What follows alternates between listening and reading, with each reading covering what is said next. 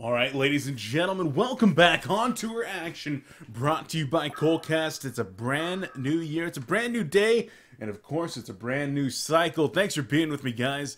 This is your casting host, Beef, bringing you complexity versus pencils. Kicking off the new cycle, winners round 1.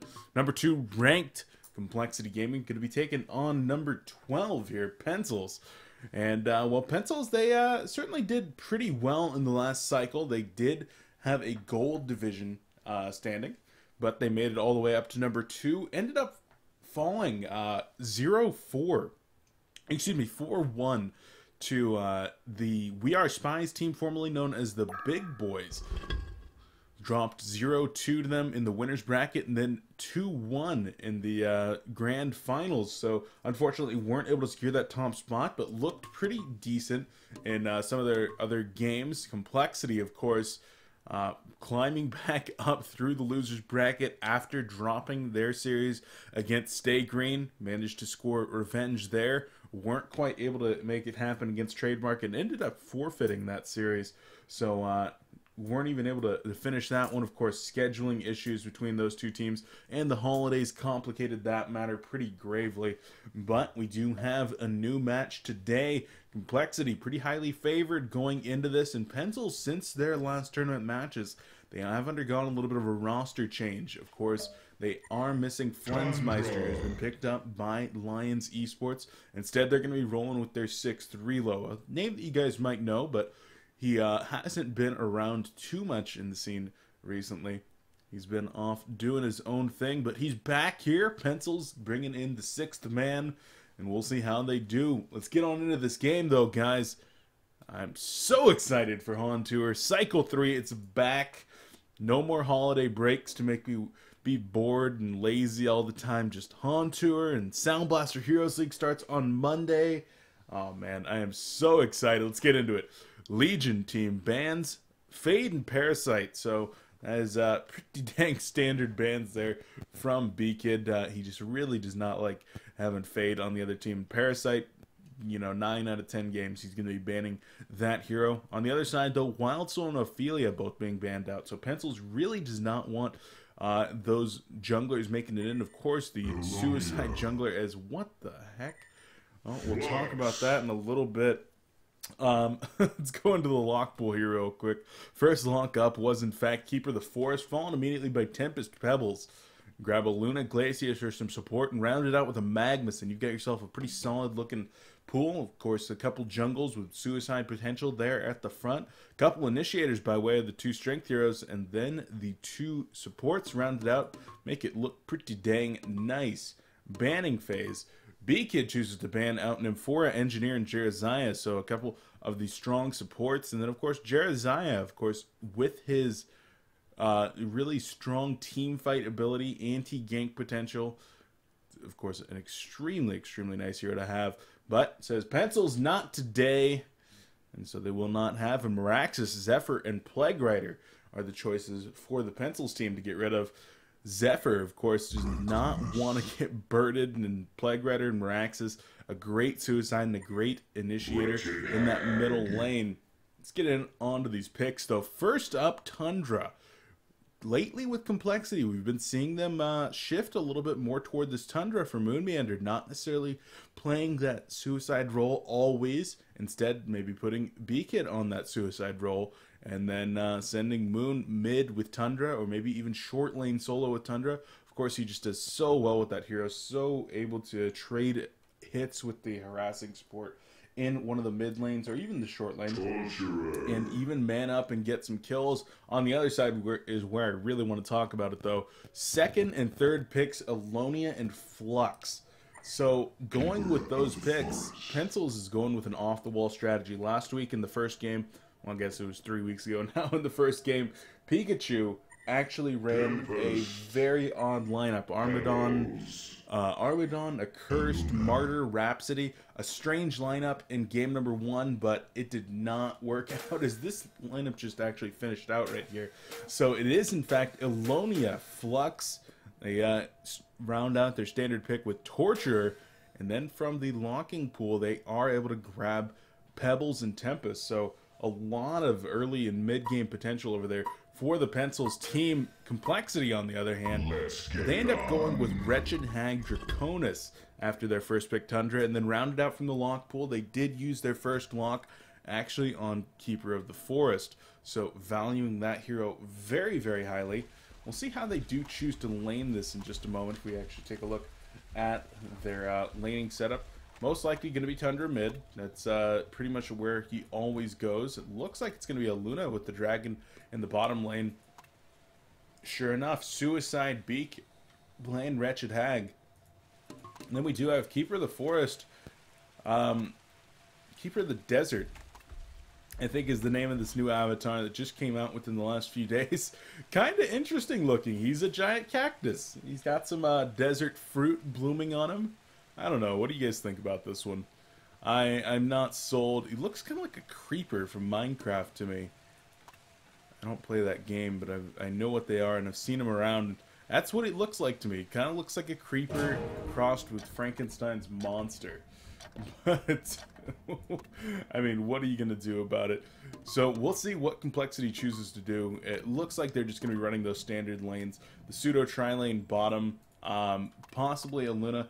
Actually, Luna is going to be going mid, most likely. Should be actually rotating between mid and bottom, perhaps. Because Tundra and Draconis both want their solo farm. It depends where the dual lanes are going to be here for the Pencils team, which I'm just trying to think about their lineups. I mean, right now we do have Torture hanging out with Sweet Pro Pebbles up here in the top lane. That's going to be a very strong lane. I think Torture should have a decent time actually harassing Hag and trying to keep B-Kid away from the lane out of experience range. Alonia in the middle lane solo. Okay, yeah, that's what it's going to be. Alonia is going to be solo. She might get some rotation from Torture once Pebbles actually hits like level 3. And if Hag's still level 1, then they might give up that top lane, let B-Kid have some experience and say, you know what? We need to win the middle lane a little bit more. But Alonia solo mid. Relo really going to have to show us what's going on with this hero. Personally, I like the hero a lot. I get yelled at by my my buddies when I pick the hero in TMM, but I think that she has a ton of burst potential. She's got some decent CC as well with her multiple slows and that huge stun. Of course, up to a 3-second stun on her E, depending on how many stacks of frost you have on yourself. But Pablo McDad also going to be doing his suicide thing down here on Flux. This is something that we've seen relatively frequently from the Pencils team. As I got to update that right there. Sorry, it was clipping out just a little bit, and I guess I didn't see that earlier. As we go into another pause, so hopefully there's nothing going on too much. And all right, unpaused with without asking. That's interesting. So 3 pauses going out right here because Thane is AFK. And, well, going to be going back into the pause once again. So Flux being played by Pablo McDad in the suicide capacity. I like it. Here's the thing about Flux. He's an extremely tanky hero. If we actually take a look at his strength gain, 2.7. He starts out real high, and he continues to gain very, very well, starting with 2 minor totems and 2 crushing claws, and he's in the mid 700s in terms of HP. He's got pretty good attack point. He does decent amounts of damage with minimal items, and he's got a spammable spell. Of course, 20 mana on that magnetic surge to actually be able to get some last hits, and he's got some decent escape potential with being able to pull and push your opponents away, slow them, and once he hits 6, of course, doing the big knockaway if needed. And even the big pull and the discharge if you do want them to actually be getting close to you. So I like Flux in this position. He's going to be able to very easily trade auto attacks with Luna. The difference being that he is much shorter range, so he needs to get in much closer.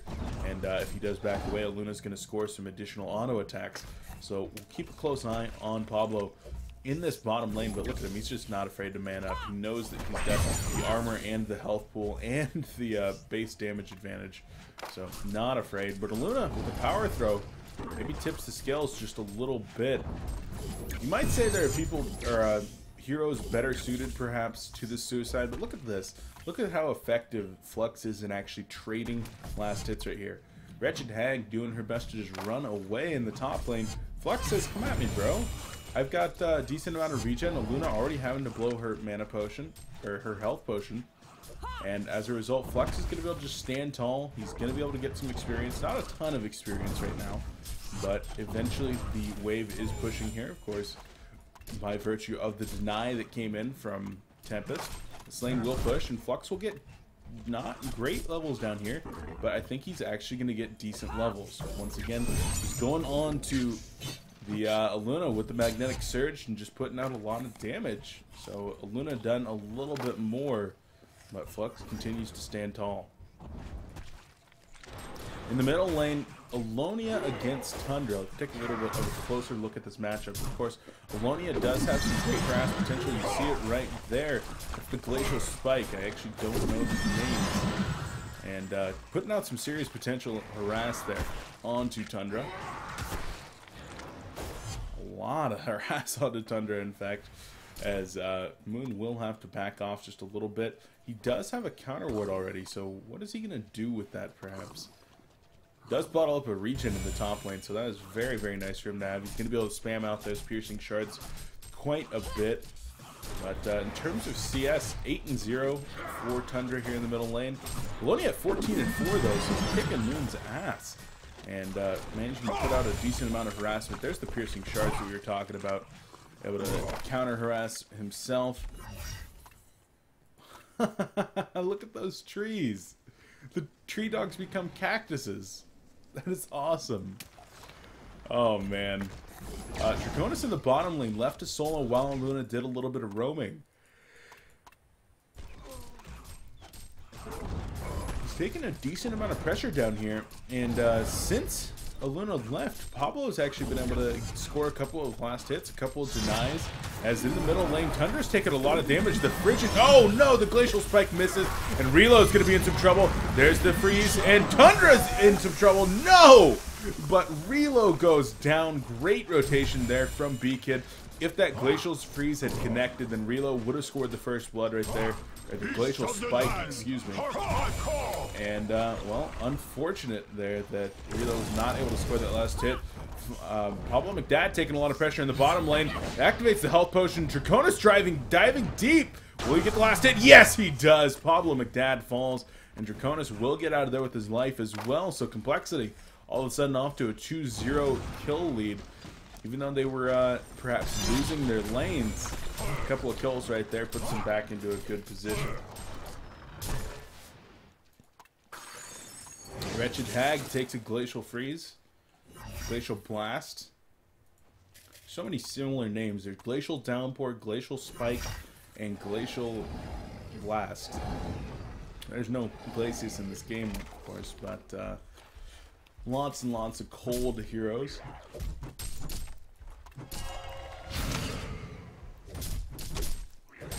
Chassis in the jungle just continuing to do his thing with his cactus dogs. They're kind of intoxicating to watch, I'll be honest with you guys. I hope that you're enjoying watching them as much as I am, because I should be watching other things, but it's very fun to watch a cactus kill stuff. Level 5 Keeper of the Forest, we'll see if he does go for perhaps a kill once he hits level 6 here momentarily, or maybe a push in a second, as 4 tree dogs are summoned. There's the Dragon Flame, and Flux might be in a little bit of trouble. Where is the counter? There it is, and all of a sudden the tree dog's trying to get Flux trapped in there. Pablo not quite able to eat his way out, and Flux will drop for the second time. Chessie picks up the kill with the cactus dogs. And how about that? Flux was having a real good time here in the bottom lane. All of a sudden now down to 53 gold per minute with a couple of deaths. Those 3 last hits that he was getting maybe costing him a bit too dearly. He has, however, been able to get to level 4, whereas Wretched Hag is only level 2, and a lot of that experience actually coming from that first blood onto Relo. However, Wretched Hag has not given up any kills to the opposing team and has assisted in bringing down the opposing team's middle player. So I would say that he's done his job a little bit better, perhaps. As B-Kid goes in not quite able to secure the kill double feed. Gotten the haunt out, and then I'm sure the avalanche and the piercing shards would have fallen very, very shortly from Moon Meander, and that would have been one dead Alonia. Oh, reload does go down in the middle lane, so exactly what I was talking about there. But a nice return kill. The flash freeze actually being used to bring down Relo in the process, and Franz even gets his hands in that kill, but well played there to the Complexity team. Getting Alonia down is certainly a big deal. Complexity's still down, actually, in terms of golden experience. A lot of that coming from Tempest. He is, of course, 349 gold per minute. And Sweet Pro, I mean, we have not talked about him at all. 419 gold per minute. Looking huge in this top lane. He is very, very big. You talk about the potential of a Tundra versus a Pebbles at, say, 15 minutes into the game. I am way more afraid of that Pebbles. Tundra, of course, he can be very, very scary in his own right, but this Sweet Pro Pebbles, with his incredible farm so far at 48 and 29, he's going to be able to get that portal key sub 10 minutes with steam boots and a mana battery, and he's going to be able to get decent levels, being that he's been up here and just hitting every single one of these last hits. He's certainly going to be able to get some decent levels. I think I'd like Torture to actually go for a bit of rotation and leave Pebbles here in a moment. I'd like to see this stacked and pulled to get the lane back to, say, right here, and then have the Torture leave the lane so Pebbles can get full experience. Try to get that level 9, I'd say, by about 12 minutes in, somewhere around there. And then, of course, with the portal key, he's going to be able to start yanking real hard. But now Bassett's not choosing to go about it that way.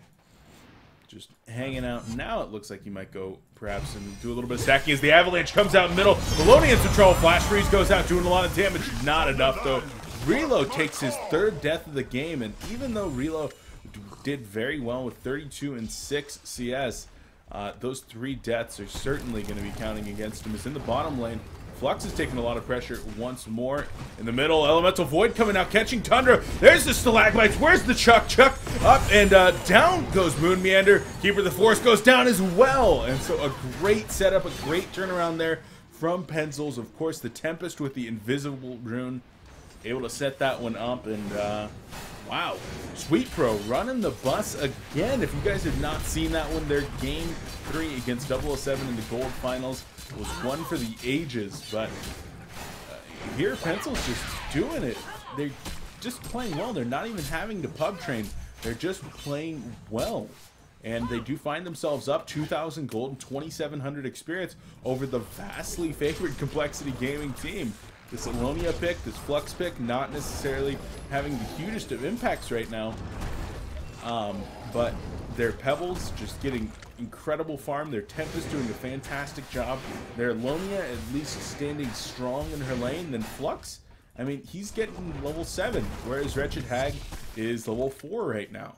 And Beacon's going to be able to get some recovery farm here and there, but he's definitely going to be out-leveled by Flux, who already has his ultimate. Portal key picked up here on Sweet Pro, level 7. Here it comes. No, the Stalagmites miss, and that would have been an assured kill onto Draconis. Sweet Pro, you can't be doing that, buddy. He reveals the portal key, and not only does he not secure the dragon kill, he also gives up the information about the portal key. When you have that, your first kill should be guaranteed 100% of the time. As Haggie's trying to get the regen rune, does manage to actually take it. Cancelled immediately by a well-timed glacial spike, though. So I can't scold Sweet Pro enough for actually not getting that kill on Draconis. Not only did they need to get a kill on Draconis, who's farming well at 314 gold per minute, but he needed to make something happen with that first portal key gank. And a little bit unfortunate. Oh no.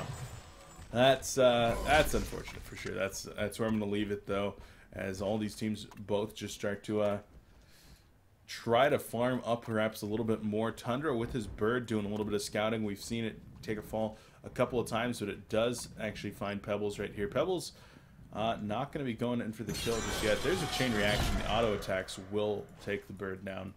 And with that no longer available, Pebbles going to be coming up here to the top lane. B-Kid well aware, though. Flash of Darkness on out of there. And this is what you have to hate about Pebbles.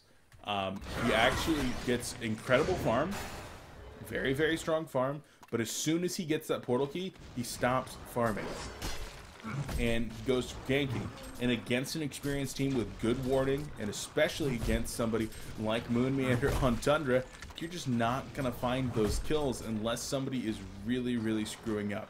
I would actually prefer that Sweet Pro actually just keep farming during the early stage. Wait until, say, 15 minutes. Wait until they can actually push very effectively, until they can start maybe taking some tier 2 towers, and then have your level 11 Pebbles, say, with maybe something a little bit stronger, like a Soul's Bulwark. Then have him come in and just get a pick that's going to be able to secure you tower kills. You don't necessarily need to get a huge amount of kills on that Pebbles early if you got good farm. Instead, Sweet Pro wasted about a solid 2.5 minutes there trying to set up some kills. As Tempest is going to be going for the invis. Not going to be able to get it as Moon bottles that one up. The Avalanche does go out to actually steal that, but the Glacial Blast not going to set anything up. There's the combo onto B-Kid. B-Kid will go down, so there's the kills that you're hoping for. Bassett misses the chain reaction stun, so that's perhaps a little bit unfortunate. Might have been able to set something else up, but now 5 players here from the Pencils team in the bottom lane, as they're going to try to look for something once more. Where is Pebbles? There he is. He's activated a mana potion. Does not have anywhere near enough mana for a combo just yet, even if he toggles those boots. There it is, the mana ring from Tempest, and now he certainly has a lot. So with Pebbles having the portal key, as long as they have decent vision here, they're going to be able to take this tower, not a problem. Shiverbird doing a little bit of scouting, does get found out, and where's the chain reaction? The bird actually moving over, perhaps. Complexity Gaming doing the right thing here. They need to be tower trading during this time. They know they can't defend the bottom lane against the portal key on Pebbles. And, well, Pencil's going to be able to secure the deny here. There's the discharge from Flux. He tries to pull everybody in. The deny goes out. Not able to score any kills, but even right there, you really have to commend Pencils for not only getting there, getting the deny, but even having the balls to go for a kill on top of that. Ward here, and there's the combo. A nice chuck back into his team. Draconis in some trouble. He will go down. That was well played by Sweet Pro. Able to get the Slagmites, and then Flux being in the correct position. Just like that, 4,500 gold lead, 3,500 experience lead for the Pencils team. Complexity Gaming once again going to trade towers in the top, knowing that the cooldown is not available on the Homecoming Stones, even if these players did have Homecoming Stones, of which less than half the team does. So another good tower trade. Complexity evens up the gold lead to about 3,000. We'll see where Pencils is able to go with this. Complexity, it's not strange for them to fall behind in the early game. What is strange is for one of these teams, other than, say, Trademark Esports or maybe Stay Green, to actually maintain that lead. It's not common, or it's not uncommon for them to be down 7,000, 10,000 gold in experience, but one fight turns that around sometimes. And Complexity Gaming, they are the masters at maintaining their composure and finding that one fight to turn it around. So we'll see if they're actually able to maintain here, if they're able to make a comeback happen, or if Pencils perhaps just going to be staying with a very, very strong mid game. If they're able to keep pressure up with this Alonia, with the Pebbles, we'll see. Their late game potential, of course, is very, very minimal. When you're playing support culture, that carry potential is very much so strong. And when you're running a very gank-heavy lineup like they are, I mean, Alonia's damage does not scale extremely well into the late game. Pebbles needs a preposterous amount of farm to scale well into the late game. Flux, not a late game hero. And Tempest, he's going to have that Elemental Void, but what are you going to do against this dragon, this wretched hag, when they start to get really, really big? So Pencils needs to carry a huge advantage going into the mid and late game, and I don't even know if that advantage is big enough right now. As an eye is picked up here by Moonmeander, so he's going to be able to actually grab that and do some counter warding with it. That will buy more time for this Draconis and actually get the farm that he needs. Level 10 right now with the Sustainer. And just going to be cleaning up some of these double and triple stacks throughout the jungle. His team's done a very good job of securing that jungle for him. And that's one nice thing about Keeper of the Forest as a jungler, is you don't necessarily need to be cleaning up all those double and triple stacks. A lot of your gold's going to come from that early portion of the game. Then a lot of it's going to be coming from team fights and pushes. You don't need to be clearing triple stacks like you would say from a Legionnaire, or perhaps even from a Tempest, somebody that's going to be looking for those items very, very quickly, including a Shrunken Head, which is what Vine is on its way to.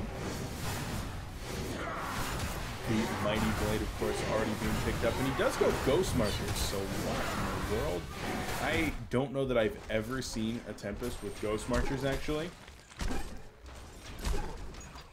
So that is quite interesting. I'm just gonna say that it's quite interesting to see Ghost Marchers as the Pencils team now in that level 10 Pebbles. I'd still like to have seen them be level 11 right now, but they are going to be going toward this bottom lane. Complexity Gaming setting up for a trade once more.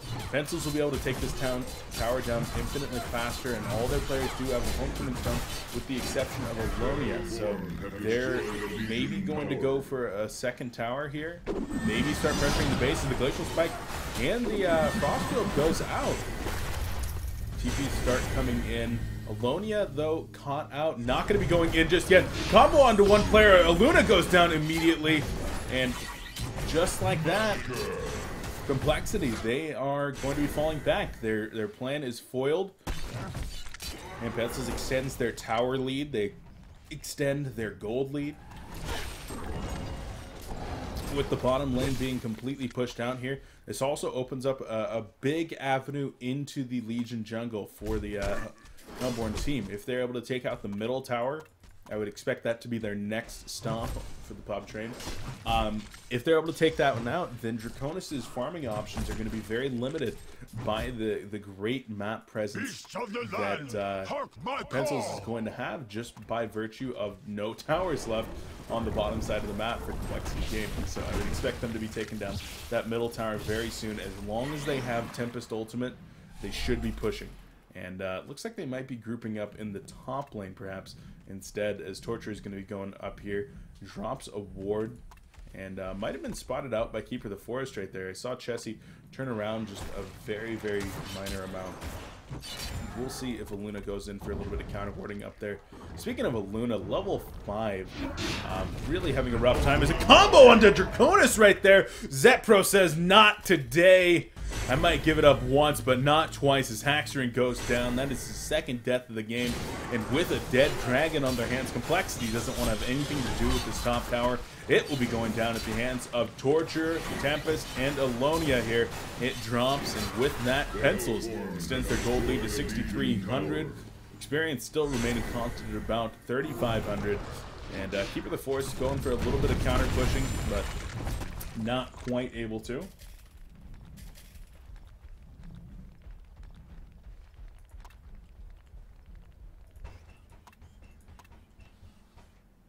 Sorry guys, I gotta check one thing real quick here. I'm getting some reports of lag. Just need to make sure that it's not lagging.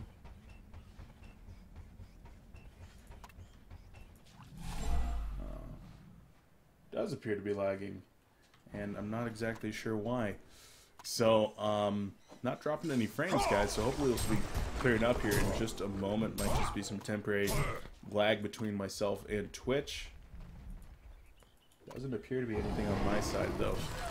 So, nothing I can do about it right now, guys. I hope that it's not too bad and that you can bear with it, and we'll clear up very quickly here. Draconis going for triple stack the Ancients once more. We saw the direction that Aluna actually threw that power throw, and well, the Pencils team might be able to, with the powers of trigonometry, deduce where that came from. But no, not going to be just yet. And Draconis will successfully clean up the triple stacked Ancients. With that, he's going to be able to finish up his Nullstone. He gets back into town. Portal Key being picked up on Keeper of the Forest, so that's going to be great as a combo comes out right there. Tundra goes down. Bound Eye picked up by Flux. That's huge for the Pencils team.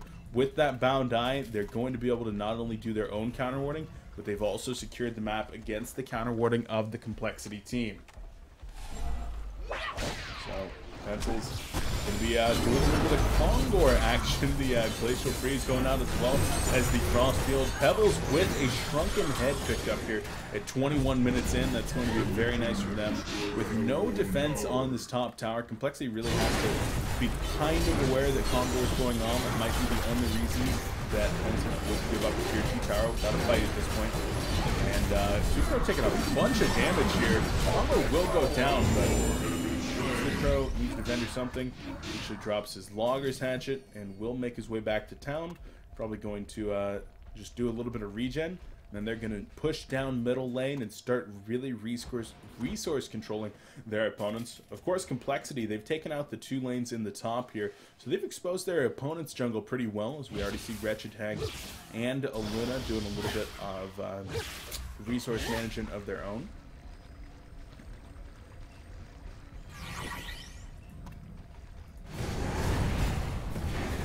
Tempest clearing up a double stack over here. He's going to be taking a lot of pressure as well from those dragons. He needs to get behind those elementals. So let's take a look at the gold per minute here. Tempest and Pebble still lead the charge, but Flux is doing pretty well down here at 254. And Alonia hovering about even at 300 here. So not doing so bad herself. Has picked up a Grave Locket and an Astrolabe. And we'll see where she goes. Typically with this hero, a lot of times you do see spell shards because she does put out so much damage. You just want to amplify that. A Sheep Stick is always great, and a Storm Spirit could be key for her to pick up, being that she is farming decently well. We'll see if that's something that she does choose to pick up. Of course, Pebbles with that Shrunken Head is going to be able to use that to great effect in some of these upcoming fights. Tundra picks up a barrier, a Shaman's Headdress on his way to a barrier idol, as Draconis finishes out his Nullstone. He's going to be working on the Shrunken Head very, very soon here. Portal Key picked up on Keeper of the Forest to get those initiations, and the counter initiation to interrupt Tempest Ultimate, as well, Torture might have been a little bit out of position there, but no. He's picked up Striders in addition to his power supply, Mystic Vestments, doing his ward thing in a Major Tome. So he's going to be able to get that Tablet Command at some point in this game. Might be holding on to it for just the +4 stats for quite a while, as it might take him a bit to actually get that, get the Neophyte's Book and the 500 gold recipe. A Barrier Idol just picked up on Keeper of the Forest. Strange. You don't typically see 2 Barrier Idols, or excuse me, 2 Shaman's Headdress on the same team. There is a ton of magic damage coming out, that's for sure. So maybe Tree is going to be going for the Barrier Idol instead. Bottom lane, Draconis does manage to take out that tower. They're going to trade it for the middle, though. They once again know that they cannot contend with the Pencils team, especially since Tempest has finished up that Shrunken Head. Flux has the Portal Key as well. So Flux Tempest Ultimate with a Shrunken Head is going to be absolutely brutal. They absolutely do not want to contend with that. Wretched Hag started to work on a Hellflower here. Excuse me. As he has picked up a single Arcana. My body's been trying to get sick for a month now, and I keep telling it no. So I just have this continually raspy voice. I probably need to just like take 2 days off and get sick and just be done with it. As Moonmeander picks up another eye here, he might be caught out of position if the Hellborn team chooses to actually rotate over there. But as soon as you see all 6 outer towers actually down here, that's when you see the resource management start from Pencils. But it's very hard to actually resource manage Complexity properly. They're so good about actually breaking out of your contain and going for it. But we'll see. Complexity might be punished for that in just a moment here. Who are they going to find? Aluna and Keeper of the Forest are right here, and they're going to be able to go in. Pencils goes in right here. They're going to be able to spawn Aluna out. She's going to be porting out for now, and they're not even able to catch Aluna. So, wow, Pencils should have been able to pick off Luna very, very easily right there. They might have been able to get Draconis as well.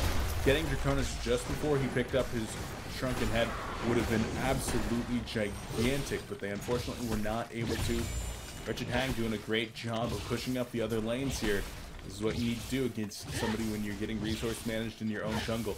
You push out the other lanes with your highly mobile heroes, your Silhouette, your Wretched Hag, somebody along those lines, your Bubbles. Somebody that's going to be able to get out of a sticky situation. As there's an initiation right there. The Slag bites out onto Haxorn, but it didn't do anything. What is going on? A big misplay there by Pencils. And there's the ultimate from Keeper of the Forest. Pebbles and Tempest go down to the Dragon in the front lines. The Token of Life going to be able to bring back Pebbles, but he's in some trouble. Chuck onto a lot of players right there. Wretched Hag going to be able to get out of there, and huge throws coming out from the Pencils team. I have absolutely no clue what they were thinking. Bassett takes an auto attack, and he goes down. So a 4-for-0 trade there from Complexity. And Pencils, what in the actual Sam Hill were you doing right there? They had a nice lead all game, but their patience wore thin. Sweet Pro goes in for a combo or something, and well, failed miserably at whatever he was trying to do. Draconis just sat there with full life, ended up chucking Tempest. I think that actually broke Tempest's ultimate. I don't even know. That was abysmal. And so Pencils, where they've been looking good all game, all of a sudden now it's been turned around on 6,000 experience advantage as well as 3,300 gold here for the Legion team. And Complexity in the driver's seat once more with the late game team as we approach the later stages of the mid game here. Draconis is going to start looking more and more fearsome. Complexity scores a counter kill onto the tower. And with that, they're only one tower down now at 27 minutes into the game. That tower is, of course, at pretty low life. And the Complexity team knows it, so they're going to be making their way into the bottom lane, perhaps going to start doing a little bit of resource management of their own, capitalizing on the mistakes of their opponents.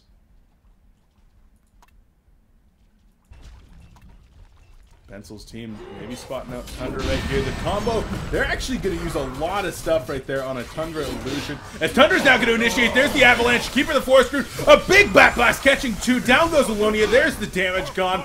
Tempest is going to try to come in. Glacial Blast onto Wretched Hag. There's the Chuck. Nice barrier idle though. Emerald Dread going to be hitting. There's a 4-second stun onto Tempest. Hellflower going to go out onto Tempest right there as well. As they're going to try to bring down Torture. They will succeed in getting Torture. Tempest, he has Mortal Keep. There it is. Alonia buys back, going to come in right here, but this is a bad position to be in. There's the Frostfield actually, and able to do a lot of damage, but it's not going to be enough. Flux is taking a ton of damage. Alonia goes down after that buyback. Tempest wants to come back in, not going to though, and more big plays from Complexity, more accurately, more small plays from Pencils.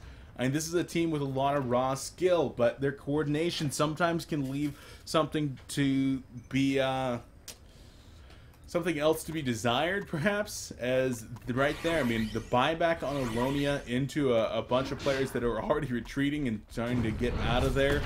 It just didn't seem extremely well coordinated. It seemed a little bit less than disciplined. And Complexity takes 3 more kills, forces a buyback, not even forces, reaps the reward of a poor buyback there from Relo. And now up 10,000 experience. This is what you see so often from Complexity. They're just down, they're down, they're down. Then one team fight, one thing happens, and they're just like, okay, well, I guess it's time to win the game now. Double damage Pebbles, cleaning up some Ancients, continuing to try to manage his opponent's wealth right here, but not going to be... It's barely putting a dent in really the massive infrastructure here of the Complexity team on their side of the map. Draconis picks up a Slayer. He's going to be working on that Savage Mace here very soon as... Yeah, there's no way he can finish it. I just wanted to make sure though, as I saw him broke. Tempest with that shrunken head and the portal key is the key for this Pencils team. If he's ever able to get that combination off with Flux and catch 3, 4, 5 players inside of that Elemental Void, Alonia has the damage output to kill everyone in that. You put Pebbles on top of that as well, and if they get a 4-man ultimate with Alonia and Pebbles available, you even throw Torture in there as well. I mean, they definitely have the damage output to kill everyone. The problem is going to be, will Draconis have that Shrunken Head activated already? Because then they won't necessarily have the damage to kill everyone, and if Draconis gets back up, if he's in anywhere near decent shape after that Tempest Elemental Void, Draconis has a very good chance of actually killing everyone on the opposing team. We'll see if they perhaps might be looking to get that done. They're going to try to push into the bottom lane here. Tower's at about 80%, mid tower at about 90%. So maybe this is their best choice. You do always want to push down the outer towers first if you're given the opportunity, as there's a little bit of tower trading going on here. Wretched Hag with a nice big creep wave will be able to take down this tower with the assistance of Keeper of the Forest, and there's about 15 seconds until racks are going to be going down here. Pencil's team, they've got to do something big. Level 4 Impalement could be coming in, but there's the Glyph of Fortification. The racks are exposed, and Pencils is going for it. They're going for the trade. Sweet Pro tries to find somebody with the portal key, not quite able to, and now Sweet Pro might be in some trouble. There's the Tempest Elemental Void catching two. There's the damage coming out, and Draconis is going to be falling. Is he going to be falling? The barrier comes up. Draconis able to get out of there. Bad Blast turning it around, and Flux goes down. I don't understand how Draconis just got out of there. Avalanche onto Sweet Pro, and he'll go down. The tower not even going to be falling, and GG well played to come out. Pencils gives it up at 32 minutes in. There's still a fight going on. Tempest is going to be falling. Complexity, just a little bit of normalization of their opponents. And that does it, guys. Pencils, oh, they looked like they were going to be able to perhaps take game number 1 there. But unfortunately, they were not able to complete the job. And they do fall 1-0 now to Complexity. This is, of course, a best-of-3 series, so they might be able to pull it back in the rest. But they looked so good. Just a couple of small throws right there. And Complexity, if you give them an inch, they'll take a mile. They do take game 1, guys. So we're going to be going into game 2 in the rest of the series momentarily. Going to take a very short break while we get that set up. Thank you for watching, guys. This has been Complexity Casting with me, your casting host Beef, presenting HoN Tour Cycle 3, Winners Round 1, Complexity versus Pencils. We'll be right back with game number 2. A quick shout out to Complexity Gaming for allowing coLcast to happen, and to S2 Games. Make sure to check out ComplexityGaming.com. Our HoN Tour is on the front page, and I just released a brand new coL weekly breakdown late last night, so make sure to go read that. If you've missed out on anything that's been happening in the last HoN Tour cycle, go check that out while we're on this quick break, guys. We'll be right back with game number 2. Don't go anywhere.